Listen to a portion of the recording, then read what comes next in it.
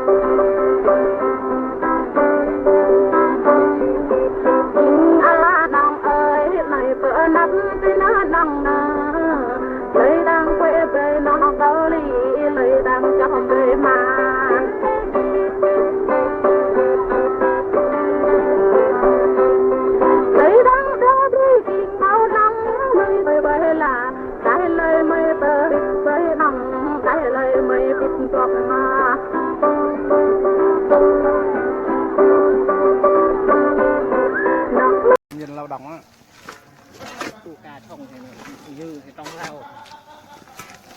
Ôi trời, ít thôi chứ, sao nhiều thế? Coi vẻ nó thích, đồ coi đấy, coi mỗi trong nữa. Con này ít thôi, còn nhiều con chất. Bao nhiêu vào cho nó tốt. Mỗi trong nó.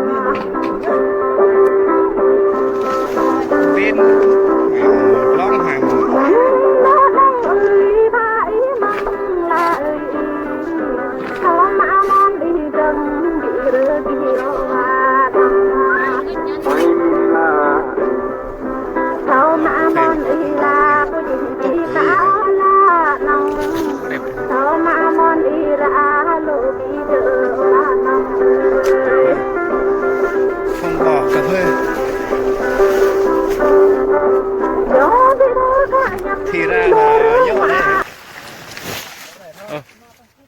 Sang làm ở đâu mà nhìn không thấy. Thế hả? Bộ đội kia mệt rồi.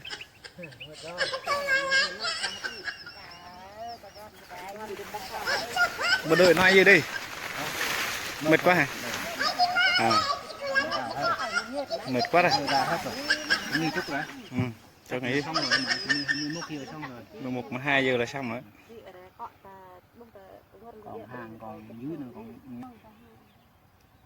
ba đây còn thuê nhưng không có mua hôi. Chưa có trồng rồi. Khỏe lắm. Mộc này làm này cho nó. Nhưng mà có trồng thì mình mọc lại. Đúng rồi. Đấy, thiếu nước. Ồ. Này đó. Còn ong thì vô trong đó thì áo mà đầu tiên là quay tin nặng to là cái bị bắt có nước nhiều chứ mới có nước chứ không có bắt mà làm sao nước có được thịt nữa nên là thịt thì được chứ thịt Làm nhanh xong sớm nghỉ sớm.